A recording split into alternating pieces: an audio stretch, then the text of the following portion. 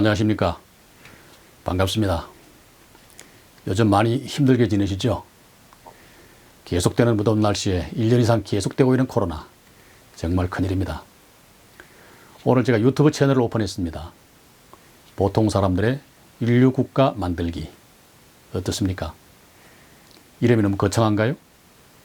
사실 이런 채널은 정치인들이나 또는 유관단체, 시민단체 뭐 이런 곳에서 만들었으면 좋았을 텐데 정치와는 아무런 관련 없는 제가 이 귀중한 이름을 쓰게 되어서 죄송하기도 하고 좀 그렇습니다. 저도 젊은 시절에는 좋아하는 정당, 좋아하는 정치인이 당연히 있었죠. 그런데 세월이 지나서 지금 와서 돌이켜보면 다 쓸데없었다는 생각이 드네요. 60대 다른 분들도 그러신지 아니면 저만 그런지 잘 모르겠습니다. 하지만 한 가지 분명한 것은 그때는 보이지 않던 것들이 수십 년이 지난 지금에 와서는 잘 보인다는 것이죠. 즉 선거와 관련된 문제입니다. 선거 어떻게 하죠? 여러분이 다 아시는 것처럼 기초의원부터 단체장, 국회의원, 대통령에 이르기까지 선거 방법이나 절차는 모두 같습니다. 식자들은 흔히 정당을 보지 말고 후보자의 자질과 공약을 보고 투표하라는 말을 많이 합니다. 일면 수긍하면서도 투표일이 가까워오면 대부분은 정당을 보고 투표하는 경우가 훨씬 많습니다.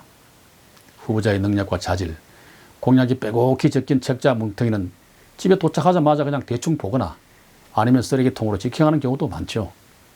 그 인쇄 비용도 상당할 텐데 말이죠. 이게 우리 정치의 현실입니다. 지도자를 어떻게 이렇게 뽑으면 안 되는 줄 알면서도 늘 우리는 이렇게 뽑아왔고 수십 년이 지나도 이것을 지적하는 사람이 아무도 없습니다. 정치인 어느 누구도 이것을 개선하려 하지 않습니다. 왜 그럴까요? 경상도를 중심으로 한 보수와 전라도를 주축으로 한 민주당은 확실한 자기 편을 먼저 만들어 놓고 나머지 표는 소위 말하는 정치공학적 계산으로 이합집산이나 합종연횡을 통하여 당락을 결정하는 방법이 공약으로 유권자의 선택을 받는 것보다 훨씬 쉽기도 하고 또 유리하다는 생각에 이 방법은 전통처럼 굳어져서 지금 같은 선거 문화가 되고 말았습니다. 정치인들은 항상 말로는 국민을 위한다고 하지만 시간이 지나고 나서 보면 국민이 정치로 덕을 본 것은 별로 없습니다. 인류국가. 말만 들어도 가슴 벅찬 이 인류국가. 그렇다면 이 인류국가를 누가 만들 수 있을까요? 정치인? 경제인? 아닙니다. 우리 주변의 평범한 이웃, 바로 여러분들입니다. 말만 들어도 가슴 벅찬 이 말은 그러나 아직은 요원해 보입니다. 그렇다고 우리 국가의 수준이, 우리 국민의 수준이 모자랐을까요? 아닙니다. 그럼 왜 그럴까? 우리는 세계 경제 9대 강국이라고 하는 이야기를 들은 지가 꽤 오래되었어요. 그런데 아직도 9위, 10위권 옛날 그대로입니다. 그렇다면 우리는 왜 세계 경제 대국 7위, 6위, 5위, 3위는 하지 못할까? 저는 솔직히 지금 같은 정치 환경이라면 앞으로 우리나라가 9대 그 자리마저 놓치지 않을까 하는 생각이 듭니다. 정치가 국가의 성장 동력을 이끌지 못하고 국민의 행복을 키워주지 못하는 이런 현실을 개탄합니다. 정치는 두 가지 부류가 있다고 하는데요. 첫째, 자신을 위해 정치하는 사람. 둘째는 국가를 위해 정치하는 사람이 있다고 합니다. 우리는 이 두 부류를 구분해야 합니다. 나쁜 정치를 하는 사람을 속아내어 그 부류조차 완전히 뽑아내야 합니다. 그러기 위해서는 생활 정치를 해야 하지 않을까요? 정치는 늘 내 곁에 가까이 있습니다. 여러분의 상식과 본능 또는 양심에 어긋나는 정치인의 행동은 우리가 뿌리 뽑아야 할 썩은 정치인입니다. 현대그룹고 정주영 씨가 한때 정당을 창당해서 많은 국회의원을 배출한 적이 있었죠. 그 중에 한 명이 바로 못생겨서 죄송합니다 라는 트레이드마크로 지금은 고인이 되신 코미디 황제로 유명했던 이주일 씨가 국회의원에 당선돼서 했던 유명한 말이 있습니다. 어떻게 나 같은 사람이 국회의원이 되었을까? 국회에 입성해서 했던 첫말이었죠.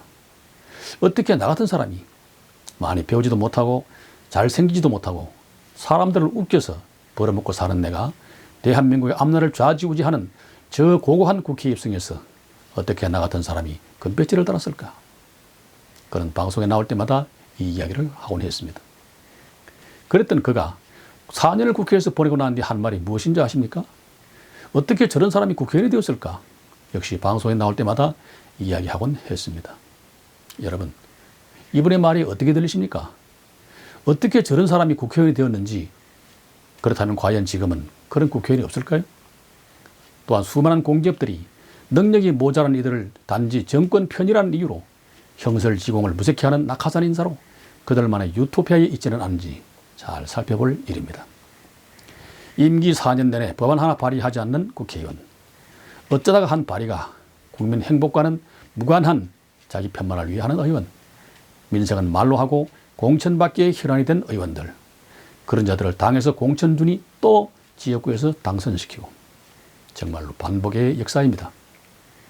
우리는 지난 70년간 다른 나라들이 수백 년에 걸쳐서도 이룩하지 못한 경제 발전을 박정희라는 위대한 지도자를 만나서 국민과 정부가 그야말로 한 몸으로 우리도 한번 잘 살아보자는 하나의 목표로 꿈을 이루었습니다.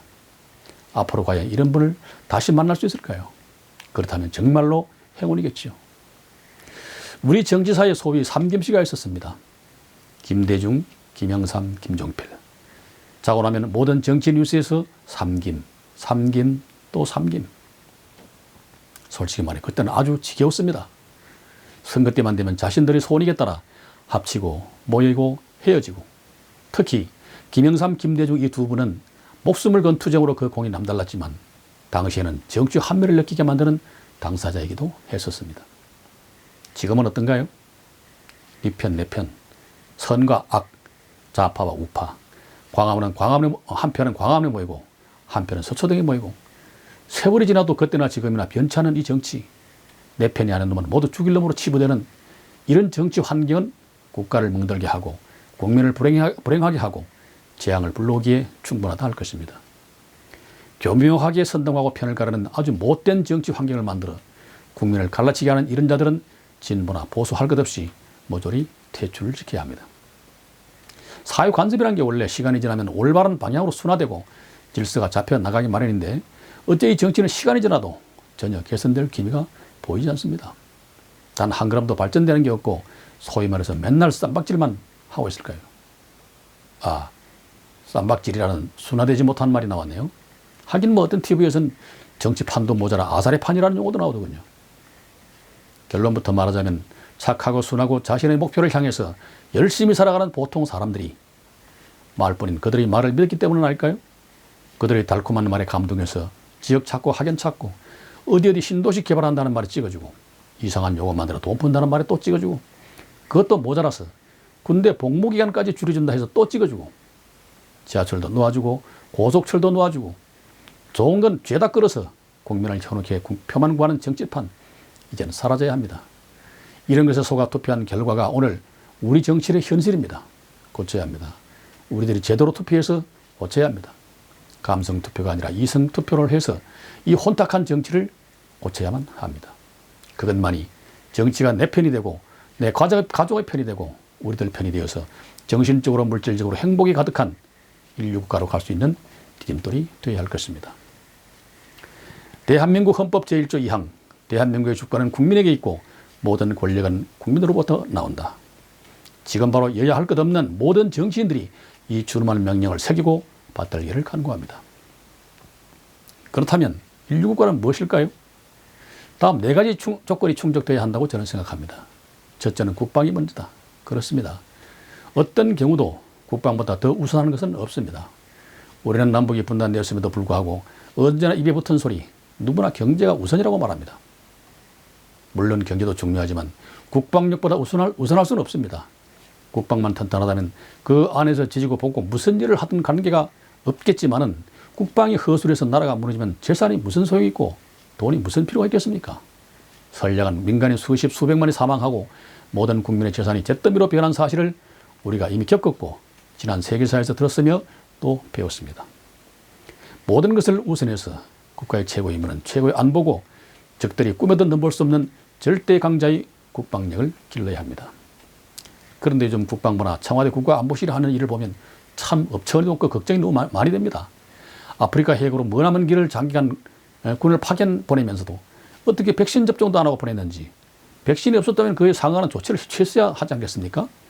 정말 어이없고 분노마저 억누를 수 없습니다. 그 부모들의 근심 걱정이 어떤지 상상이나 해봤는지 모르겠습니다. 지난번은 구치소 수감자들이 확진돼가지고 한바탕 또 난리를 치더니 한 번 겪었으면 즉시 매뉴얼을 만들어서 대처를 해야 당연하거늘 어찌 이런 일이 자꾸 일어날 수 있는지 정말 통탄을 금할 수가 없어요.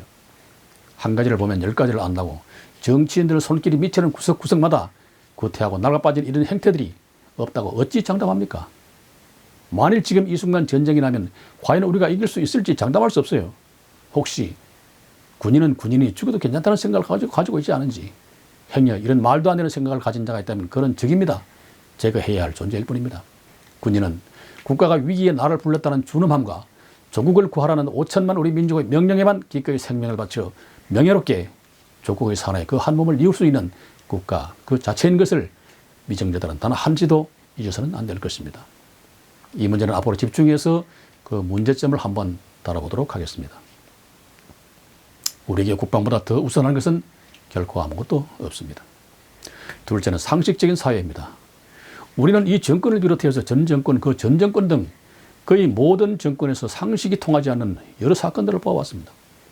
이주일 씨가 언급했던 것처럼 어떻게 저런 사람이 아직도 정치를 하고 있는지 궁금합니다. 상식에 함몰되고 궤변이 판치는 우리 정치 현실을 자신들의 정치적 잣대로 해석하고 국민 위에 군림하는 정치꾼들을 너무나 많이 보아왔고 지금도 보고 있습니다. 상식이 법률처럼, 법률이 상식처럼 통하는 사회가 되어야 할 것입니다. 셋째, 양심적인 사회입니다. 법원은 국가의 질서와 공정을 담보하는 최후의 보루입니다. 법관이 법률과 양심에 따라 판결할 때 사회의 기강과 정의가 우뚝 서는 초석이 될 것입니다. 정치에 기웃거리고 자신의 이익에 무게중심이 옮겨지게 되면 그 국가는 어떻게 될까요? 당연히 부패와 부정이 난무하는 그런 사회가 되겠죠. 하지만 양심에 기초한 사회적 판단은 정치와 국민이 잘 융합되어서 인류국가를 만드는 또 하나의 새로운 초석이 될 것입니다. 넷째는 배려하는 사회입니다. 자본주의 사회는 어차피 빈배격차가 있게 마련입니다. 빈배격차를 줄이는 데는 정부 못지않게 자본가들 스스로도 노력해야 합니다. 물론 오늘의 대한민국을 만드는 데는 기업인들 공이 그 무엇보다 크다고는 하나 그들의 엄지 또한 깊고 어둡습니다. 가족회사 만들어 일꾼 몰아주고 중소기업 고유업종을 위장해서 잠식하고 하청업체 단가 후려치고 대금 결제를 업으로 지급하고 공정거래위원회의 과징금 부과 내용을 보면 방법도 가지가지 종류도 가지가지 참 많습니다. 어떤 사람은 자본국가에서 사회주의식 통제가 아니냐고 우려하는 시선도 있지만 수세기 전 자본주의와 사회주의가 양분될 때 그때 그 이념만으로는 오늘날 자본국가를 재단하기엔 사회구조가 너무 복잡하고 많이 바뀌었습니다. 사회주의는 자본주의와 결합해야 살아남을 수 있고 또한 자본주의는 빈부격차 해소를 위해서 정부의 개입이 어느 정도는 허용되어야만 모두 행복할 수 있는 그런 시대가 되었습니다. 지금의 대기업들은 대부분 창업주가 사망하고 2세나 3세가 경영권을 이어받아 운영하는 경우가 대부분일 것입니다. 이들 총수들은 아버지 또는 할아버지가 회사를 창업해서 대기업을 일구기까지 지금의 중소기업처럼 중소기업의 과정이 있었겠죠. 아버지, 할아버지의 중소기업도 지금의 중소기업처럼 살아남기 위해서 많은 고통과 피땀을 흘렸는지를 생각해보면 대기업이 왜 자신들의 가외 이익을 중소기업과 약자에게 나누고 배려해야 하는지 그 이유를 알 수 있을 것입니다. 따라서 귀하신 몸으로 떠받들여지며 살고 있는 지금의 총수들이 한 번도 중소기업의 애로사항을 경험해보지 못한 총수들이 중소기업의 애로사항이 무엇인지 왜 저들이 자꾸 산업 현장에서 죽어나가는지 부디 꼼꼼히 한번 살펴보시기 바랍니다. 직원들에게 지시만 할 게 아니라 직접 한번 현장에서 챙겨보시기 바랍니다. 아무리 대기업이라 해도 중소기업의 협력이 있어야 글로벌 대기업이 될 수 있을 것입니다. 즉 대기업과 중소기업은 서로 필요 충분 조건 관계라는 것을 명심할 때 정권에서 자유로울 수 있고 국민들로부터 신뢰와 믿음을 얻을 수 있을 것입니다. 물론 우리 사회는 정직한 공무원, 기업인, 군인 등 또 진심으로 국가를 위해 헌신하는 정치인도 많습니다. 이분들에겐 존경과 경의를 표합니다. 이분들이 있기에 오늘 대한민국이 자랑스러운 조국으로 영원할 것입니다. 우리 보통 사람들의 인류국가 만들기는 국방, 외교, 정치, 경제, 사회문화, 체육, 북한 등 우리의 삶과 그 궤를 같이 하는 데서 오는 모든 문제들을 짚어보고 그 대안은 없는지 함께 찾아가는 그런 시간을 갖도록 노력하겠습니다. 지금 보수, 진보 할 것 없이 많은 유튜버들이 있습니다. 대부분은 현실 정치를 비판하는 경우가 많기 때문에 저희 1국가 만들기는 편향 없이 오직 자유민주주의 개선과 보통 사람들의 이익을 찾는 데 전념하겠습니다. 제1화 오늘의 주제는 방역입니다. 매일매일 많은 확진자가 나오고 있어서 정말 큰일입니다. 초창기에 비해 지금은 너무 많은 확진자가 나오다 보니까 점차 숫자에 좀 무뎌지고 있는 그런 느낌도 들어요. 혹시 정치 논리에 따라 감염병을 관리하고 있지는 않겠죠?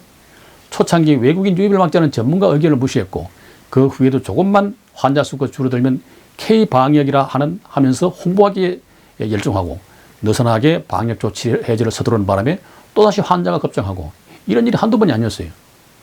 묻겠습니다. 이러한 사태에 대해 그때마다 질병관리청은 어떤 입장을 가지고 있었습니까? 질병관리청은 우리나라 방역관리 총 책임 부처이고 최후의 방어선입니다. 질병관리청의 의견에 반해서 청와대를 포함한 그 어떤 누구도 반대해서는 안 됩니다. 나와 내 가족, 내 친구, 내 이웃들의 생명과 행복을 지켜주는 마지막 의지처이기 때문입니다. 부탁드립니다. 행여 정치 논리가 있다면 그에 휩쓸리지 말고 전문가들의 의견을 모아 하루빨리 이 난국을 헤쳐나갈 수 있는 길을 만들어 주십시오. 그리고 힘들면 국민에게 고백하시기 바랍니다. 국민은 언제나 최선을 다하는 정부 관료들을 도울 준비가 되어 있고 국민도 함께 지혜를 모아야 할 것입니다. 그렇다면 대책은 없을까요? 이런 방법을 한번 제안해 봅니다. 첫째, 현금 사용을 자제하자. 신용카드가 대부분의 결제수단으로 사용되고 있는 지금 현실이지만 아직도 현금이 사용되는 것이 많습니다. 예를 들면 재래시장, 오일장, 종합시장, 자동세차장, 종교견 헌금, 복권국, 아파트 야시장 등 이 찾아보면 수없이 많아요. 그렇다면 이걸 어떻게 할까? 종교 헌금은 전자로 송금하고 나머지는 결제용 QR코드를 만들어서 배포하면 사람에서 사람으로 이어지는 현금 흐름을 막아버려서 바이러스 전염을 차단할 수 있지는 않을까요? 둘째, 직접 카드 리더기에 넣자. 네. 주유소에서 우리가 그 자가주유를 할 때 카드를 본인이 직접 넣는 것처럼 편의점이나 대형마트에서 카드 리더기에 직접 카드를 꽂고 주인은 숫자 버튼만 눌러주면 타인과 카드를 통한 바이러스 전염을 막을 수 있지 않겠나 그런 생각입니다. 셋째, 감기 증상이 있으면 반드시 검사받기를 권합니다. 요즘은 모든 사람들이 마스크를 잘 쓰고 있기 때문에 감기에 걸리는 일이 별로 없다고 그래요. 따라서 조금이라도 감기 증상이 있으면 이 혹시 감기가 아닌가 이런 생각하지 말고 즉시 코로나 검사 받기를 권합니다. 코로나와 감기 증상이 아주 비슷하기 때문이죠. 넷째는 군 입대 전에 자가격리를 하자. 네. 군 입대 전에 보름 정도는 집에서 자가격리를 하고 입대 전날 검사를 해서 이상이 없으면 입대하는 것으로 하면 입소 후 장정들이 코로나에 집단 감염이 돼서 비상이 걸리는 상황을 예방할 수 있고 자식을 군에 보낸 부모들의 마음도 한결 안심할 수 있지 않을까요? 군대 갔다 온 남자들은 아마 다 경험했겠지만 이때 전날까지도 친구들하고 회식하고 술 먹고 하다 보면 코로나에 감염될 수 있는 그런 상황이 충분히 되죠. 물론 입대하기 전 보름간 집에서 자가격리를 하는 사람은 그만큼 일찍 제대를 시켜주면 공평하지 않을까 이런 생각을 합니다. 오늘 제가 드린 말씀을 문서화해서 질병관리청 그리고 국방부에 질의를 해서 오늘 제안한 이런 내용들이 어떻게 참고가 될 만한 사항이 되는지 한번 물어보고 회신이 오면 여러분에게도 공개하도록 하겠습니다. 그리고 꿈 같은 제 희망사항이 하나 있는데요. 코로나는 아무래도 옛날 같은 일상생활로 돌아가기에는 지금 현재로 봐서는 수년은 걸리지 않을까 하는 그런 생각이 듭니다. 비행기를 타다 보면 이상하게 아무 냄새가 안 나죠. 그 많은 사람이 타고 장거리 여행을 하는데도 어떤 냄새도 안 납니다. 분명 그 중에는 냄새 피는 사람이 있을 텐데 어떤 냄새도 안 나죠. 이것은 비행기 내 모든 공기는 좌석 및 공조 시스템을 통해서 순식간에 외부로 배출되는 구조라서 그렇다고 합니다.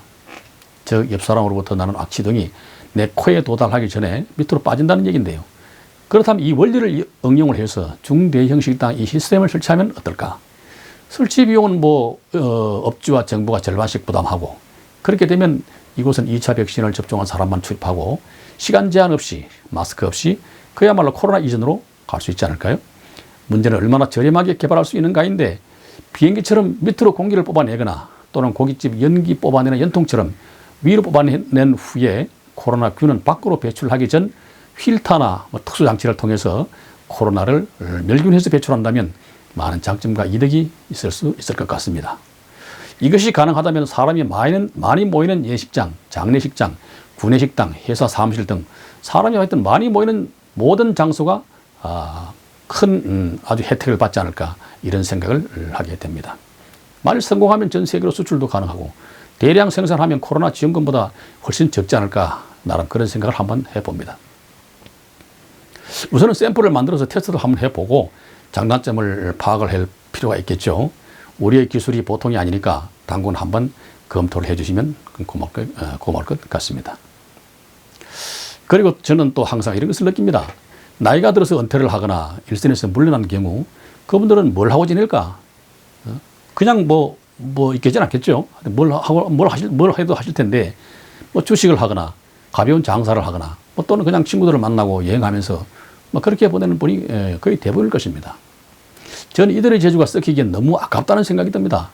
이들의 직업이 무엇이든 간에 그들이 평생에 걸쳐 연구하고 고민해서 얻은 지식이라면 이미 그것은 최고의 교과서이고 참고서일 것입니다.